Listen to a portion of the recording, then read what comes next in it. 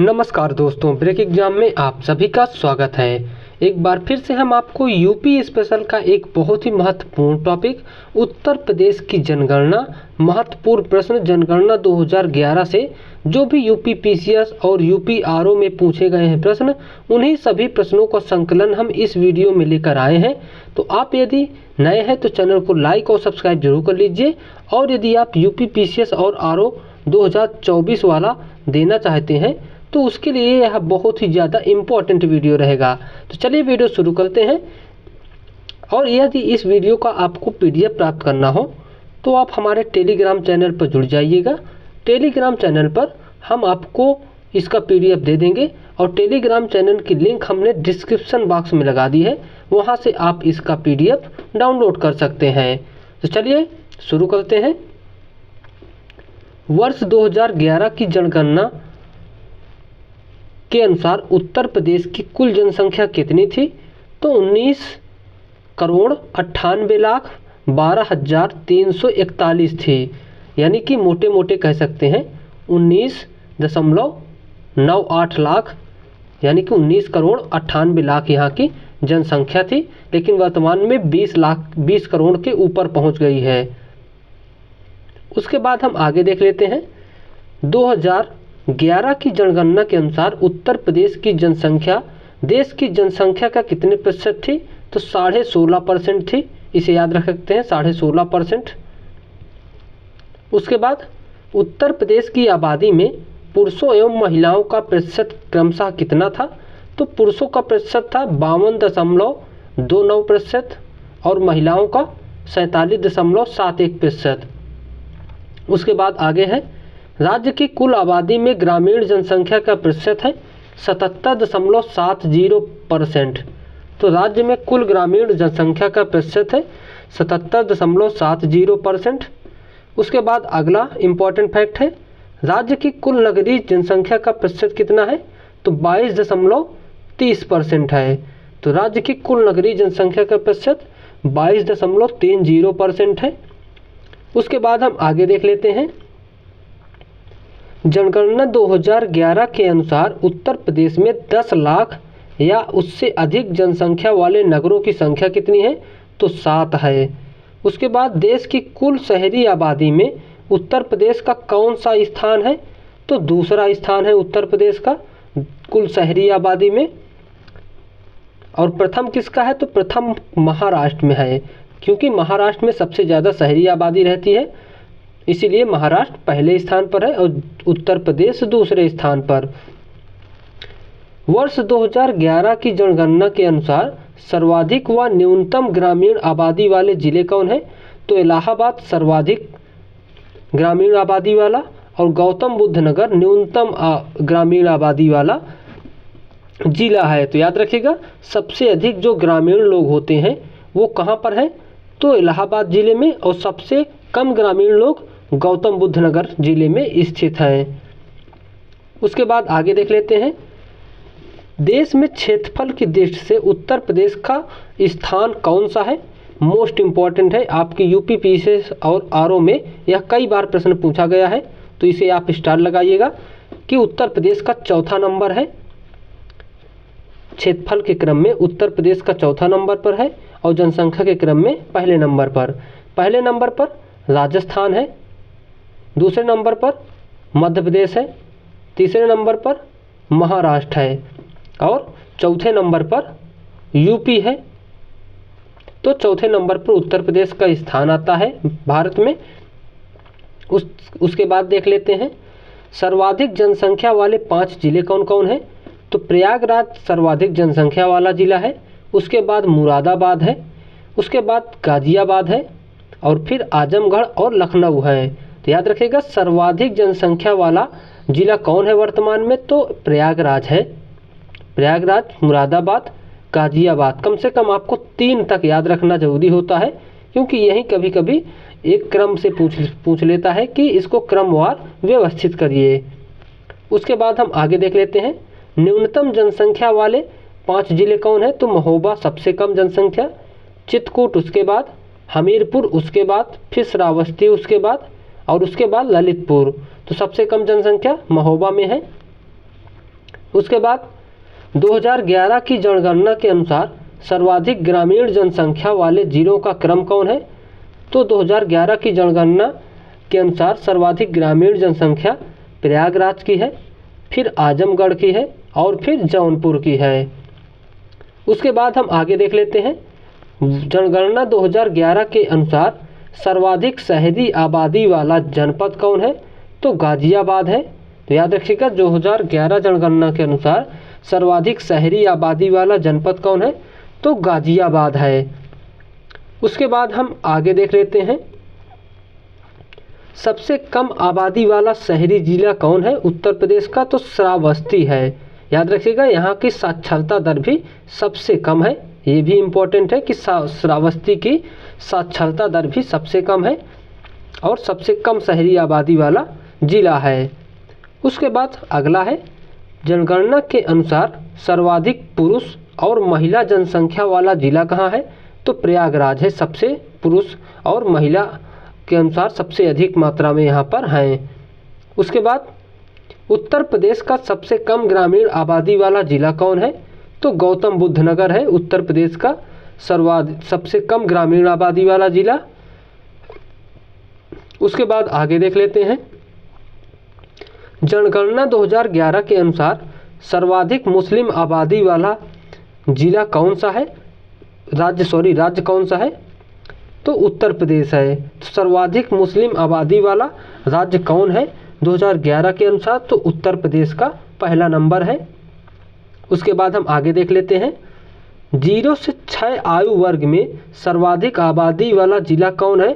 तो प्रयागराज है। तो 0 से 6 आयु वर्ग में सर्वाधिक आबादी वाला जिला कौन है? तो प्रयागराज है। उसके बाद 0 से 6 आयु वर्ग की जनसंख्या कुल जनसंख्या का कितना प्रतिशत है? तो 15.41% है। उसके बाद हम आगे देख लेते हैं। 0 से 6 आयु वर्ग की जनसंख्या में सर्वाधिक प्रतिशत अनुपात किस जिले का है? तो ये बहराइच का है। 18.77% है बहराइच का। उसके बाद सबसे कम जनसंख्या कानपुर नगर की है। उसके बाद हम आगे देख लेते हैं। उत्तर प्रदेश के सर्वाधिक और सबसे कम शिशु लिंगानुपात वाले जिले कौन है? तो सबसे अधिक लिंगानुपात कहाँ का है? तो ये शिशु लिंगानुपात, याद रखिएगा लिंगानुपात नहीं है, शिशु लिंगानुपात। तो बलरामपुर का 950 है और बागपत का 841 है। तो सबसे कम कहाँ का है? बागपत का और सबसे अधिक बलरामपुर का है। उसके बाद हम आगे देख लेते हैं। 0 से 6 आयु वर्ग का लिंगानुपात कितना है उत्तर प्रदेश का? एवरेजन यदि पूछा जाए तो 902 है। एवरेज है उत्तर प्रदेश का कि उत्तर प्रदेश का लिंगानुपात कितना है? तो 902 है। उसके बाद उत्तर प्रदेश का जनघनत्व कितना है? तो घनत्व है 829। ये भी काफ़ी इम्पोर्टेंट है। 829 व्यक्ति प्रति वर्ग किलोमीटर उत्तर प्रदेश का जनघनत्व है। ये 2011 की जनगणना के अनुसार। और देख लेते हैं भारत का जनघनत्व कितना है? तो 382 व्यक्ति प्रति वर्ग किलोमीटर। तो यदि भारत का जनघनत्व पूछा जाए तो 382 व्यक्ति प्रति वर्ग किलोमीटर है। उसके बाद जनगणना 2011 के अनुसार प्रदेश के सर्वाधिक जनघनत्व वाले जिले कौन कौन हैं? तो गाजियाबाद, वाराणसी, लखनऊ, भदोही और कानपुर नगर है। याद रखिएगा जनगणना 2011 के अनुसार प्रदेश के सर्वाधिक जनघनत्व वाले जिले गाजियाबाद, वाराणसी, लखनऊ, भदोही और कानपुर नगर हैं। उसके बाद प्रदेश के न्यूनतम जनघनत्व वाले जिलों का क्रम कौन है? तो ललितपुर, सोनभद्र, हमीरपुर, महोबा और चित्रकूट है। तो याद रखिएगा प्रदेश के न्यूनतम जनघनत्व वाले जिलों का क्रम ललितपुर, सोनभद्र, हमीरपुर, महोबा और चित्रकूट है। उसके बाद हम आगे देख लेते हैं। जनगणना 2011 के अनुसार कुल साक्षरता दर कितनी है?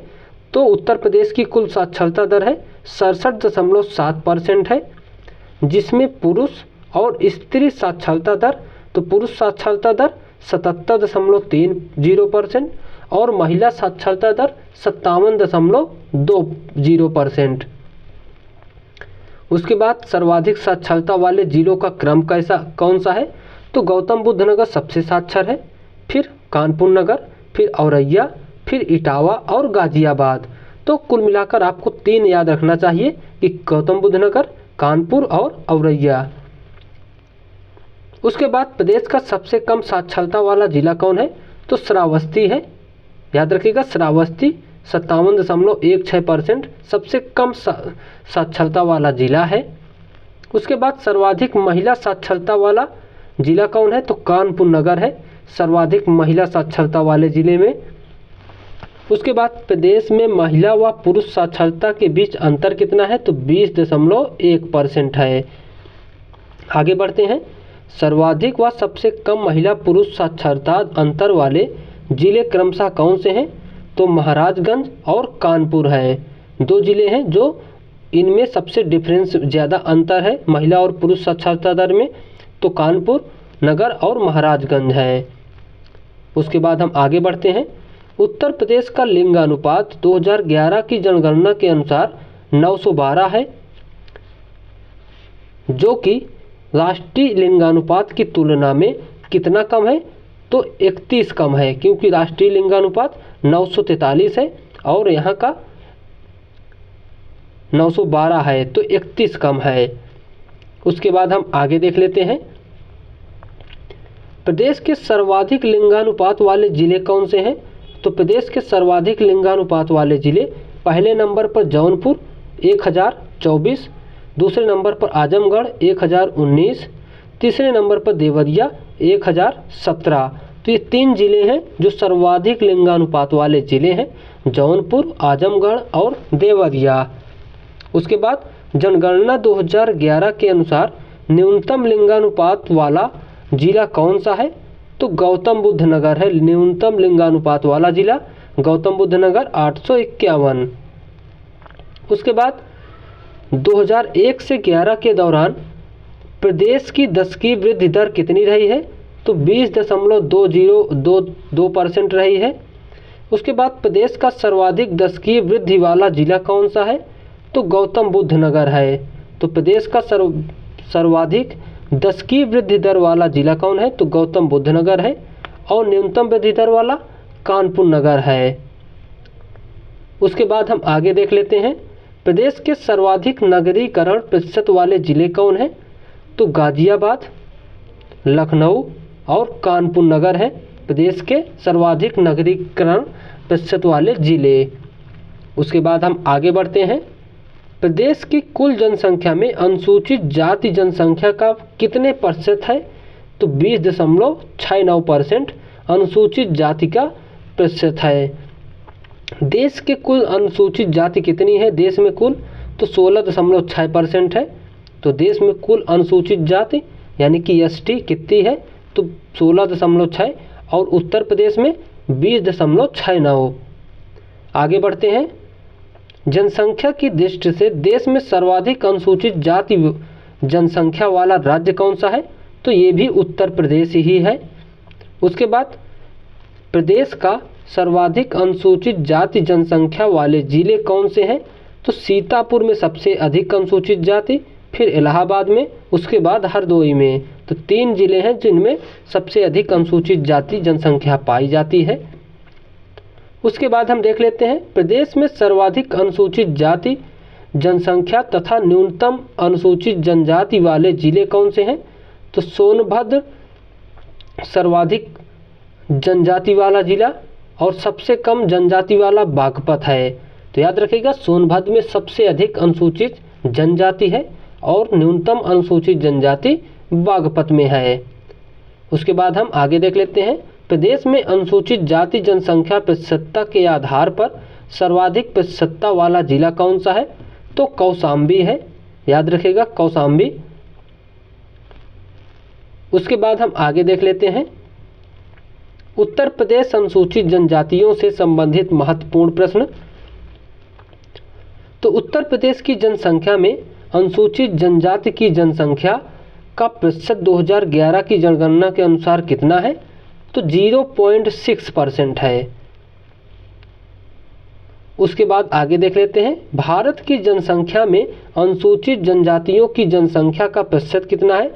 तो 8.6% है। ये टोटल भारत में है और ऊपर वाला सिर्फ यूपी का था। उसके बाद हम आगे देख लेते हैं, प्रदेश में सर्वाधिक अनुसूचित जनजाति की जनसंख्या वाले जिले कौन हैं? तो सोनभद्र सबसे अधिक, उसके बाद बलिया, देवरिया, कुशीनगर और ललितपुर है। उसके बाद आगे देख लेते हैं, प्रदेश में सबसे कम अनुसूचित जनजाति जनसंख्या वाले जिले कौन हैं? तो बागपत, कन्नौज, बदायूं, एटा और कासगंज हैं।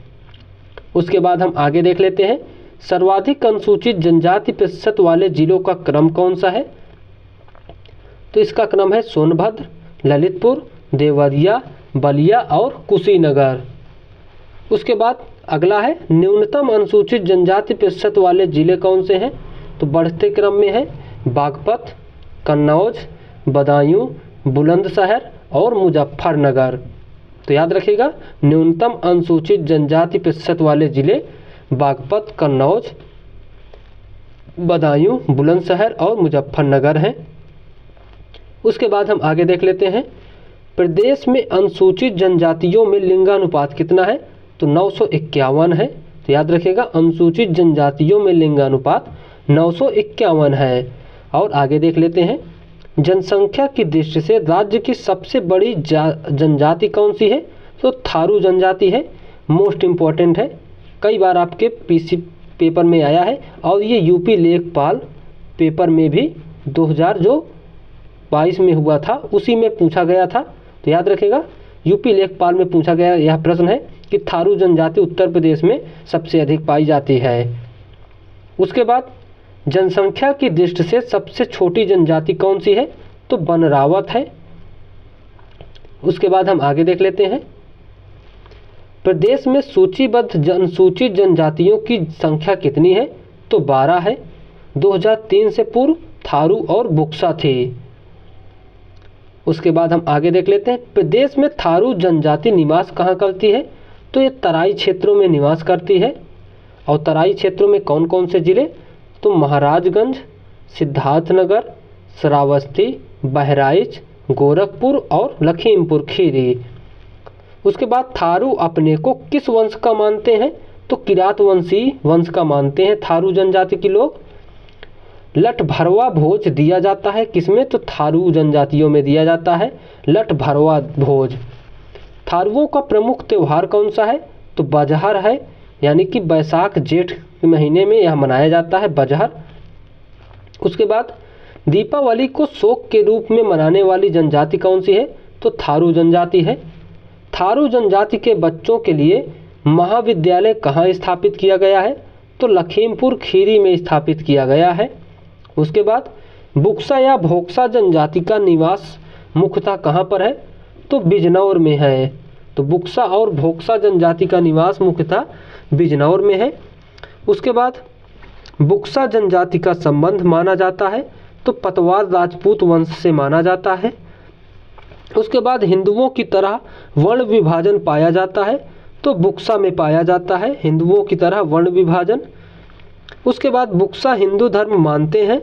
इनकी सबसे बड़ी पूज्य देवी कौन है? तो काशीपुर की चामुंडा देवी सबसे पूज्य देवी है। उसके बाद खरवार जनजाति के लोगों का निवास क्षेत्र है तो मिर्ज़ापुर है। तो खरवार जनजाति के लोगों का निवास क्षेत्र मिर्ज़ापुर है। और यह कहाँ पर निवास करती हैं? तो सोनभद्र, देवरिया, बलिया और चंदौली में इनका निवास स्थान है। उसके बाद खरवार किस धर्म को मानते हैं? तो खरवार हिंदू धर्म को मानने वाली जनजाति है। उसके बाद कर्मा लोक नृत्य प्रचलित है तो खरवार जनजाति में कर्मा लोक नृत्य प्रचलित है। मोस्ट इम्पॉर्टेंट प्रश्न है कर्मा लोक नृत्य। उसके बाद वर्ष 2003 से पूर्व उत्तर प्रदेश में अनुसूचित जातियां कितनी थी? तो सिर्फ 2 जनजातियां थी, वो थी थारू और बुक्सा। उसके बाद हम आगे बढ़ते हैं, महिगीर जनजाति निवास करती है तो महिगीर जनजाति बिजनौर जिले के नजीबाबाद क्षेत्र में निवास करती है। ये भी इम्पोर्टेंट है कि इसका निवास स्थान कहाँ है महिगीर जनजाति का। महिगीर की अर्थव्यवस्था का मूल आधार क्या है? तो मछली पकड़ना इनका मुख्य व्यवसाय है। उसके बाद महिगीर जनजाति के लोग अनुयायी हैं किसके? इस्लाम धर्म के। ये भी इम्पोर्टेंट फैक्ट है कि महिगीर जनजाति के लोग किसके अनुयायी हैं? तो इस्लाम धर्म के। उसके बाद सहादिया जनजाति प्रदेश में मिलती है कहाँ पर? तो ललितपुर में सहादिया जनजाति निवास करती है। उसके बाद पहादिया, बैगा, पनिका, पंखा, अगरिया, पथारी, चेरो, भुइया, भुनिया जनजातियाँ निवास करती हैं। ये सोनभद्र में निवास करती हैं। उसके बाद प्रदेश के किन जिलों में एक भी जनजाति नहीं पाई जाती? फैजाबाद और जालौन जिलों में। उसके बाद देख लेते हैं हम कर्मा लोक नृत्य किस जिले से संबंधित है? तो ये सोनभद्र से संबंधित है। कर्मा लोक नृत्य याद रखिएगा, कर्मा लोक नृत्य सोनभद्र जिले से संबंधित है। उसके बाद उत्तर प्रदेश जनजाति विकास निदेशालय किस मंत्रालय के अंतर्गत कार्यरत है? तो समाज कल्याण विभाग के अंतर्गत यह निदेशालय कार्यरत है। उसके बाद हम आगे बढ़ते हैं। उत्तर प्रदेश अनुसूचित जाति जनजाति शोध एवं प्रशिक्षण संस्थान कहाँ स्थित है? तो ये लखनऊ में स्थित है। मोस्ट इम्पॉर्टेंट है कि अनुसूचित जाति जनजाति शोध एवं प्रशिक्षण संस्थान कहाँ पर स्थित है? तो लखनऊ में। उसके बाद हम देख लेते हैं उत्तर प्रदेश में स्थित प्रमुख संस्थान एवं संगठन जो आपके यूपी पीसीएस यूपी आरओ में पूछे गए हैं। तो आपके लिए यह संस्थान बहुत ही ज़्यादा इम्पोर्टेंट है। हर साल यहाँ से आपके परीक्षाओं में प्रश्न पूछे जाते हैं। तो पहला संस्थान है Indian sugar cane research institute, कहाँ पर है? लखनऊ में। दूसरा सेंट्रल ड्रग रिसर्च इंस्टीट्यूट, यह भी लखनऊ में है। उसके बाद Indian institute of sugar technology, ये कहाँ पर है? तो ये कानपुर में है। उसके बाद पशु जैविक औषधि संस्थान, ये भी लखनऊ में है। उसके बाद इंडियन पल्सेज रिसर्च इंस्टीट्यूट, तो ये कानपुर में है, पल्स वाला। उसके बाद कपड़ा रिसर्च इंस्टीट्यूट, यह गाजियाबाद में है, दिल्ली के पास। उसके बाद सेंट्रल टेक्सटाइल इंस्टीट्यूट, तो कानपुर में है। उसके बाद टेक्सटाइल मतलब होता है कपड़ा। उसके बाद हम आगे देख लेते हैं केंद्रीय बकरी अनुसंधान संस्थान, ये मथुरा में है, बकरी अनुसंधान संस्थान। सेंट्रल पोटैटो रिसर्च सेंटर, तो ये मेरठ में है, पोटैटो रिसर्च सेंटर। उसके बाद सेंट्रल मैंगो रिसर्च सेंटर, तो ये लखनऊ में है, सेंट्रल मैंगो रिसर्च इंस्टीट्यूट। उसके बाद खाद्य अनुसंधान एवं मानकीकरण प्रयोगशाला कहाँ पर है? तो ये गाजियाबाद में है, खाद्य अनुसंधान एवं मानकी प्रयोगशाला। उसके बाद भारतीय कालीन औद्योगिक संस्थान कहाँ पर है? तो ये भदोही में है, तो भारतीय कालीन औद्योगिक संस्थान भदोही में। उसके बाद राजीव गांधी पेट्रोलियम इंस्टीट्यूट कहाँ पर है? तो ये अमेठी में स्थित है। तो याद रखिएगा राजीव गांधी पेट्रोलियम इंस्टीट्यूट कहाँ पर है? तो अमेठी में स्थित है।